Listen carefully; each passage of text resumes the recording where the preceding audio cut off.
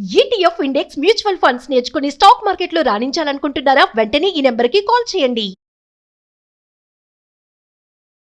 మొన్న మనం సహస్ర కేసు చూసుకుంటే మైనర్ బాలుడు, దానికి ముందు నంద్యాలలో జరిగింది మీకు ఆల్రెడీ బాగా తెలుసు. 3 7th క్లాస్ పిల్లలు 8th క్లాస్ అమ్మాయిని రేప్ చేసి చంపేశారు. అంటే ఇక్కడ ఎందుకు అడుగుతున్నాను అంటే మైనర్ బాలులకి శిక్షలు కఠినంగా లేవు. అసలు వాళ్ళని ఈవెన్ అరెస్ట్ చేయాలన్నా మనం చూసినాము, కోర్టు నుంచి పర్మిషన్ రావాలి అన్నారు.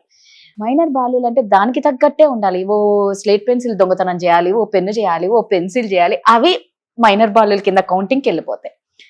ఏకంగా రేపులు చేసి పెద్ద పెద్దోళ్ళలాగా సైకోల్లాగా మర్డర్లు చేసి 1 month ముందు, ఈ సహస్ర కేసు గురించి కూడా మనం చూస్తే 1 month ముందే ఆ అబ్బాయి మొత్తం స్కెచ్ చేసుకొని వీళ్ళని ఎక్కడ మైనర్ అనేది ఎక్కడ కనిపించలేదు.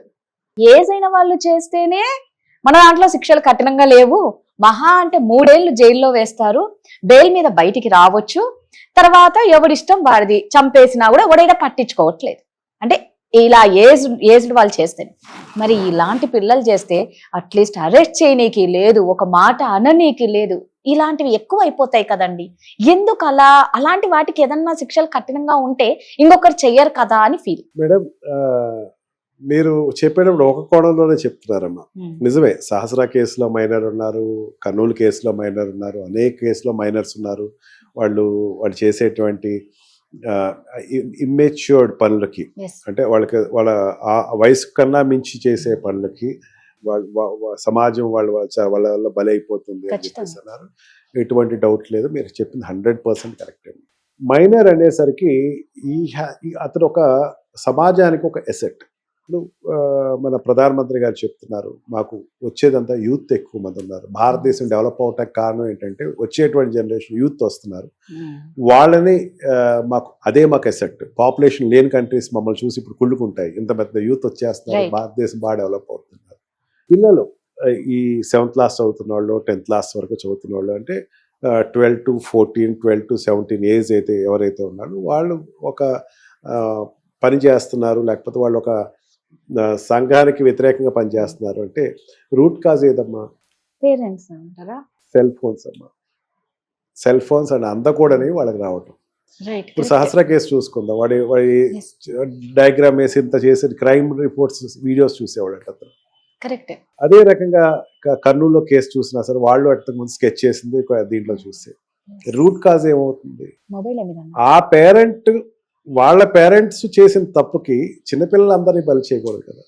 జూనల్ ప్రొటెక్షన్ యాక్ట్ ఉంటుందమ్మా, జూనల్ యాక్ట్స్ ఉంటాయి. జూనల్ యాక్ట్స్లో ఏంటంటే చిన్నపిల్లల్ని ట్రీట్ చేసేటప్పుడు అక్కడ ఉండేటువంటి మేజిస్ట్రేట్ కూడా కోర్టు గౌన్ వేసుకురారు, జడ్జి కూడా కోర్టు గౌన్ వేసుకురారు. వాళ్ళు కూడా మామూలుగా ఆర్డినరీగా శారీతోటి వచ్చి కూర్చుంటారు. అడ్వకేట్స్ మేము ఆర్గ్యుమెంట్స్కి వెళ్ళాల్సినా సరే మా షర్ట్స్ అన్ని మా పైన కోట్స్ తీసేసి వైట్ షర్ట్ తోటి వెళ్ళి మేము ఆర్గ్యూ చేయాలి. ఈవెన్ టై కూడా పెట్టుకుంటలేదు. అంటే అటువంటి సిచ్యుయేషన్ క్రియేట్ చేసి అక్కడ పిల్లవాడిని కూర్చోబెడతారు. పిల్లవాడు ఏమనుకుంటాడంటే అది కోర్టు అనుకోడు, ఏదో మామూలుగా నన్ను ఏదో అడుగుతున్నారు, ప్రశ్నించేటువంటి ప్రదేశాన్ని పిలిచారని చెప్పేసి అనుకుంటారు. ఇంత ప్రొటెక్షన్ అబ్బాయిలు చిన్నపిల్లలకి ఇవ్వటం జరిగింది. ఇది కనుక ఇవ్వకపోతే ఏమవుద్దంటే ఈ రకమైనటువంటి ప్రొటెక్షన్ ఆ పిల్లలకి ఇవ్వకపోతే ఏమవుద్దంటే వాళ్ళు ఈ ఏజ్లోనే కాదు, 18 years దాటేసిన తర్వాత సమాజానికి పెద్ద చీడపురుగు అయిపోతాడు. సమాజంలో అతనికి ఒక రకమైనటువంటి నింద మోసినవాడు అవుతాడు. ఇప్పుడు ఒక ఐసోలేటెడ్ 1-2 ఇన్సిడెంట్స్ చూసుకునే పిల్లలందరినీ కూడా ఇమీడియట్గా అరెస్ట్ చేసి తీసుకొచ్చేసి ఏంటంటే, అరెస్ట్ దేనికమ్మా చేసేది? వాడి దగ్గర నుంచి విచారణ కోసం అరెస్ట్, అంతేగాని అరెస్ట్ చేసేది మన దగ్గర ఏదో పనిష్మెంట్ వేరు, అరెస్ట్ వేరేమ్మా. అరెస్ట్ అంటే ఏంటి? పోలీసు వాళ్ళు విచారణ చేయాలి. పోలీస్ వాడికి అరెస్ట్ చేసే హక్కు ఇచ్చారు కదా అని చెప్పి పోలీసు వాడికి లాఠీ ఇచ్చేస్తే, ఆ చిన్నపిల్లవాడిని కొట్టేస్తే ఏమైపోతాడు పిల్లవాడు? తప్పు చేశాడు, చేయలేదని నేను అంటలా, కానీ ఏ పరిస్థితిలో చేశాడో కనుక్కోవాలి కదమ్మా. ఒక్కొక్కసారి ఏమవుతుంది, ఇవన్నీ సైకలాజికల్ ట్రామాస్ అవుతాయి.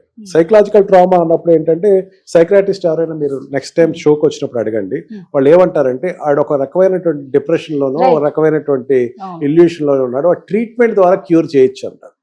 అంటే ట్రీట్మెంట్ ద్వారా క్యూర్ చేయదగ్గ అంశాన్ని తీసుకెళ్ళి క్రైమ్ కింద పెడుతున్నాం కదా మనం. ఇప్పుడు ఆ క్యూర్ అయిపోతాడు వాడు, ఇటువంటి పనులు చేయడు.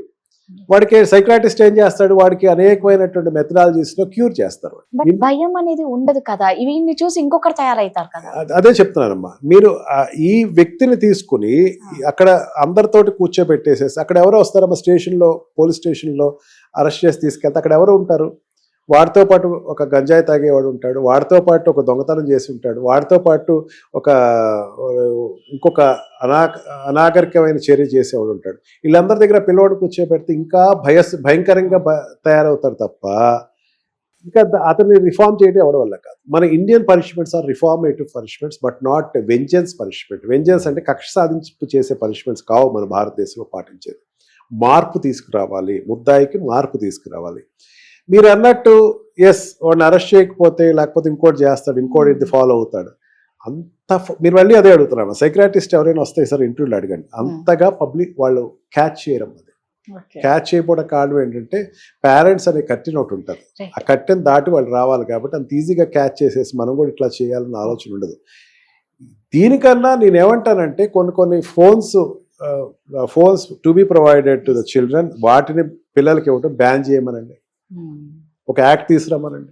పిల్లల కోసం అసలు ఫోన్లు ఇవ్వద్దని. మెయిన్ ఎందుకు చేరి తెలుసమ్మా, గేమ్స్ అన్ని పిల్లలు చూస్తారండి. 14 years below 16 years below games ఉన్నాయి, అవన్నీ కంప్లీట్ పోషించబడుతున్నాయి. దేనికోసం అని ఈ పిల్లోడు చూస్తాడు, అవి ఎక్కడైనా ఇదవుతాయేమో అని వాళ్ళ లాభాలు ఉన్న దాన్ని తప్పట్టట్లేదు. అసలు ఇవ్వాల్సినటువంటి ఇన్స్ట్రుమెంట్ వాళ్ళకి ఆపేయమని ఒక చట్టం తీసుకురామని. కొంతవరకు జరిగిందమ్మా, ఏది ఈ బార్స్ లో కానీ సిగరెట్ పర్చేసింగ్ పిల్లలు ఇవ్వద్దు అని చెప్పేసి మన ఇండియాలో ఒక చట్టం వచ్చింది. ఇక్కడ కొంచెం రిస్ట్రిక్ట్ అయ్యారు. అదే రకంగా అందాల్సిన సాధనాలు ఏదైతే ఉన్నాయో వాళ్ళకి లేదు అని చెప్పేసి పెట్టమనండి, దాని గురించి చర్య తీసుకోమనండి. అప్పుడు ఇవన్నీ ఆగేటువంటి అవకాశం ఉంటుందమ్మా. అంటే పిల్లలు ఆ ఏజ్ లో పెరగాల్సింది. మెయిన్ ఏంటంటే అమ్మా, మీరు ఇప్పుడు ఈ మాట అన్నారు, ఒకప్పుడు మీరు కానీ నేను కానీ స్కూల్స్ లో చదివి వచ్చినప్పుడు మా స్కూల్స్ నిండా స్పోర్ట్స్ సంబంధించినటువంటి గ్రౌండ్స్ ఉండేవి.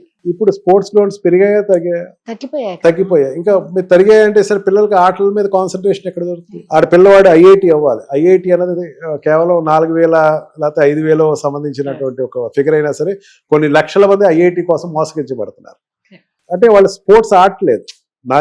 నా బాధ అంతా ఏంటి, చదవద్దని కాదు, స్పోర్ట్స్ ఈక్వల్ గా స్పోర్ట్స్ ఎంకరేజ్ అవ్వట్లేదు. ఆర్ట్స్ ఎక్కడ పెరుగుతున్నాయమ్మా? డాన్సర్స్ ఉండేవారు ఊర్లో ఇది వరకు, ఇప్పుడు డాన్సర్స్ ఎవరున్నారమ్మా? మగవాళ్ళు కావచ్చు, ఆడపిల్లలు కావచ్చు, డాన్సర్స్ ఉన్నారు. వాళ్ళు ఎక్కడ ఉన్నారు? పెయింటర్స్ ఉండేవారు, ఏమైపోయారు? స్కల్ప్చర్స్ ఉండేవారు, ఏమైపోయారు? స్పోర్ట్స్ మెన్ లేడు, స్కల్ప్చర్ లేడు, సింగర్ లేడు, డాన్సర్ లేడు. ఒకవేళ నిజంగా వాడు ఏదైనా నిజంగా పాట పాడదామంటే చదువు, పాట ఏంటి, కాస్త సెల్ ఫోన్ తీసుకో, కొంచెం దాంట్లో స్పెండ్ చేయి, బట్ డోంట్ సింగ్. బయటికి వెళ్ళి ఆడుకుంటారు, ఎక్కడికి వెళ్తావు? వెళ్ళొద్దు. మెయిన్ ప్రాబ్లం ఎక్కువ అవుతుంది అంటే న్యూక్లియర్ ఫ్యామిలీస్ వచ్చేసినాయమ్మా. ఒకళ్ళు లేక ఇద్దరు పిల్లలు వచ్చేసరికి ఏమవుతుంది, కాన్సన్ట్రేషన్ లెవెల్ పెరిగినాయి. జాయింట్ ఫ్యామిలీ వచ్చేసరికి ఆడుకునేసరికి ఎవరి సంరక్షణలోనే ఉండేవారు, కానీ ఇప్పుడు లేరు. ఈ పిల్లలు అనేటువంటి ఒక ఆస్తి, భారతదేశానికి ఉండే ఆస్తిని ఒక చిన్న వాళ్ళు ఏదో ఒకటిద్దరు ఐసోలేటెడ్ ఇన్సిడెంట్లో తప్పు చేశారు కదా అని చెప్పి ఇమీడియట్గా అరెస్ట్, ఇమీడియట్గా వాళ్ళని కస్టడీలో తీసుకుంటాం అనేది ఒక దగ్గర జరిగితే కనుక కొంచెం చట్టానికి పెద్ద హ్యాండ్ ఇచ్చినట్టు అవుతుంది. చట్టానికి ప్రతి వాడిని పిల్లోడిని తీసుకొచ్చేస్తారు, స్కూల్లో చదువుతున్న పిల్లోడు లాక్కొచ్చేసి కూర్చోబెడతారు. ఇప్పుడు మోటార్ యాక్సిడెంట్ కేసెస్ ఉన్నాయమ్మా. ఇప్పుడు పిల్లవాడు కనుక యాక్సిడెంట్ చేస్తే ఇప్పుడు కొత్తగా చట్టం ప్రకారం పనిష్మెంట్ ఎవరికి ఇస్తారు? తండ్రికి ఇస్తారు. మీరు చెప్పిన ప్రకారం ఏమవుతుంది, పిల్లోడిని తీసుకొచ్చి జైల్లో కూర్చోబెడతారు. ఆడికి తెలియదు పాపం, తండ్రి తప్పు, పిల్లోడిని తీసుకొచ్చి జైల్లో పెడతారు. అంటే ఇటువంటి స్ట్రక్చర్స్ చేసేటప్పుడు ఖచ్చితంగా ఏంటంటే చట్టం రీజనింగ్ ఉంటుంది, దాని రీజనింగ్ దానికి ఉంటుంది. రిఫార్మేటివ్ పనిష్మెంట్స్లో చేసేటప్పుడు 1-2 ఐసోలేటెడ్ ఇన్సిడెంట్ జరుగుతున్నాయి. సహస్ర కేసు చెప్పారు. సహస్ర కేసులో అరెస్ట్ అయినటువంటి ఆ పిల్లవాడు కస్టడీలో తీసుకున్నటువంటి వితిన్ 4 days మొత్తం నిజం చెప్పేశాడు. ఇదే కేసు, ఇట్లాంటి కేసు ఒకటి కలకత్తా డాక్టర్స్ కేసు జరిగింది, మర్డర్ కేసు జరిగింది. ఎన్నాళ్ళు ఒక 45 days 60 days వరకు నిజం బయటకు రాలేదు. సహస్ర కేసులో ఎన్నాళ్ళు వచ్చేసింది బయటకి? 3 days 4 days వచ్చేసింది. ఎందుకు వచ్చింది? చిన్నపిల్లలు వాళ్ళు అంత దాచుకునేటువంటి మానసిక దురాలోచన వాళ్ళకుండా చెప్పేస్తారు. ఆడ చెంత క్లియర్ గా చెప్పాడంటే, నేను కత్తి అంటే ఏ కత్తో చెప్పాడు, బ్లాక్ గా ఉంటదండి, పిడి గట్టిగా ఉంటుంది చూడండి, ఆ కత్తి అన్నాడు. ఎవరైనా చెప్తారా? ముద్దాయిలు ఎవరైనా చెప్తారా? మా అమ్మ కూడా నేను పసిగట్టిందండి అని చెప్పాడు. ఎవరైనా చెప్తారా? అంటే పిల్లల మానసిక పరిస్థితులు చూసుకుంటే చైల్డ్ సైక్రాటిస్టులు చెప్తారమ్మా, వాళ్ళు ఏదైనా ఎక్కువ నాళ్ళు ఉంచలేరు, చెప్పేస్తారు వాళ్ళు. అందుకని వాళ్ళు చెప్పేస్తారంటే అక్కడి నుంచి అటు చెప్పేసిన తర్వాత నుంచి వాడిని బాస్టర్ స్కూల్స్ లో పెడతారు, జూవెనల్స్ హోమ్స్ లో పెడతారు. పెట్టిన తర్వాత అక్కడ వాడిని ఏం చేస్తారు, రిఫార్మేటివ్ పనిష్మెంట్, నాన్న ఇట్లాంటి చేయొద్దు అని ఒక సైక్రాటిస్ట్ వచ్చి వాడికి ఎప్పటికప్పుడు తర్ఫీదిస్తాడు. ఆ దానిలోంచే ఒక ముత్యం పుట్టచ్చు, దానిలోంచే ఒక రేపొద్దున వజ్రం పుట్టచ్చు. ఇక్కడ ఒక చర్య చేశాడు కదా అని చెప్పేసి ఆ చిన్నపిల్ల వాడిని జీవితాంతం నిర్యాణం చేసేస్తే కనుక వాడిని కూడా ఒక మన నిర్భయ కేసు కిందో లేకపోతే ఇంకొక కేసు కింద కనుక ఆ పిల్లవాడిని చూస్తే కనుక సమాజం అనేది ప్రతి ఒక రాంగ్ యాంగిల్స్లోకి వెళ్ళిపోతాయమ్మా. ఇప్పుడు అంటే బాబు ఏడుస్తున్నాడు వదిలేయాలి అంటే ఇప్పుడు అక్కడ పిల్లలు ఏడు చేస్తే పంపించేస్తారా? పంపించరమ్మా, పంపించరు. లేదు పంపించరమ్మా. మీరు ఇందాక చెప్పారు 3 years అట్లా పనిష్మెంట్ కదా, వాళ్ళకు కూడా లాంగ్ పనిష్మెంట్స్ ఉంటాయి, 10 years అండ్ 7 years వరకు పనిష్మెంట్ ఉంటాయి. మేజర్ అయ్యాక మళ్ళీ వాడిని రెగ్యులర్ సెల్లోకి పంపిస్తారు. అప్పటి వరకు ఈ బాస్టర్ స్కూల్స్లోను జూవెనల్ హోమ్స్లోను పెడతారు. అక్కడ వాడికి ఎడ్యుకేషన్ ప్రొవైడ్ చేస్తారు. రిఫార్మేటివ్, అందుకే చెప్తున్నా, రిపీటెడ్గా చెప్తున్నా, మనది hand to hand tooth to tooth punishment కాదు. Hand to hand tooth to tooth punishment అనేది అరబిక్ కంట్రీస్ లో ఉన్నది. మన దాంట్లో రిఫార్మేటివ్ పనిష్మెంట్, వాడు మారాలి, మార్చాలి. మారినటువంటి వాళ్ళు గాథలు చాలా ఉంటాయమ్మా. నేను మారిపోయాను అని చెప్పేవాడు. జైలు దగ్గరికి వెళ్ళి ఖైదీల దగ్గరికి వెళ్తే వాళ్ళు చెప్తారు, చాలా ఏదో తెలియ చేసేసామండి, మాకు అవకాశం ఉంటే కనుక రిఫార్మ్ అవుతున్నామండి, చాలా మంది చెప్తారు. దాంట్లో ఎటువంటి డౌట్ లేదు. ఈవెన్ నా క్లయింట్స్ లో కూడా ఆ టైంలో చేసేసామండి, నాకు చేయకుండా ఉండాల్సింది. వాడికి ఒక ఆపర్చునిటీ ఇవ్వాలి కదా. పిల్లవాడు ఆశ ఏంటి చెప్పండి. You want become an criminal పెద్ద పోలీస్ అవ్వాలనుకున్నాడు, చేశాడు, తప్పు చేశాడు, ఒక బ్యాట్ కోసం చేశాడు, ఒక బ్యాట్ కోసం ఒక ఏదో చేయకూడదు తప్పు చేశాడు. దానికి పెద్ద పనిష్మెంట్ ఇచ్చేసేసి అతను ఉరేసేయటం అన్నది అంత మంచి పద్ధతి అయితే కాదు. బట్ ఒక బ్యాట్ కోసం ఒక ప్రాణం తీసాడు, అనాలోచితంగా చేశాడమ్మా, ఆలోచించేది చేయడు కదా. ఒక బ్యాట్ కోసం చంపేస్తారా? కొడతారు, కొట్లాడతారు, కానీ అతను చంపేటప్పుడు అతను ఒక మాట అన్నాడమ్మా, నేను చంపేసినప్పుడు కళ్ళు మూసుకుని కసా పొడిచేసాను అన్నాడు. కళ్ళు మూసుకుని చేశాడంటే ఆ కాన్సిక్వెన్స్ అతనికి తెలియదు. యాక్సిడెంట్ కింద తీసుకుందాం మనం. యాక్సిడెంట్ లో ఆ పిల్లల ఆ అమ్మాయి సహస్రాల తల్లిదండ్రులకి పెద్ద లోటు కాదంట్లా, నిజంగా ఖచ్చితంగా. కానీ ఈక్వల్ గా ఈ పిల్లవాడు సైకలాజికల్ కండిషన్ చూడాలి కదమ్మా. పిచ్చవాడు చేశాడు అనుకుందాం అమ్మా, లెట్ us assume దట్ పిచ్చవాడు చేశాడు అనుకుందాం, పిచ్చవాడికి పనిష్మెంట్ ఇచ్చి చంపేయగలమా? పెయిన్ఫుల్, రియల్ గా చెప్పాలంటే చాలా పెయిన్ఫుల్. ఆ ప్లేస్ లో నా మదర్ కి అయితే నరకం, ఇలాంటి జరగకూడదనే కోరుకుంటాం. సో ఇప్పుడు పృథ్వీరాజ్ గారి దగ్గర నుంచి మైనర్ శిక్షలు తెలుసుకున్నాం, కానీ మేజర్ వాళ్ళు చేస్తే ఎలాంటి శిక్షలు ఉంటాయి అనేది నెక్స్ట్ వీడియోలో తెలుసుకుంటాం. Thank you.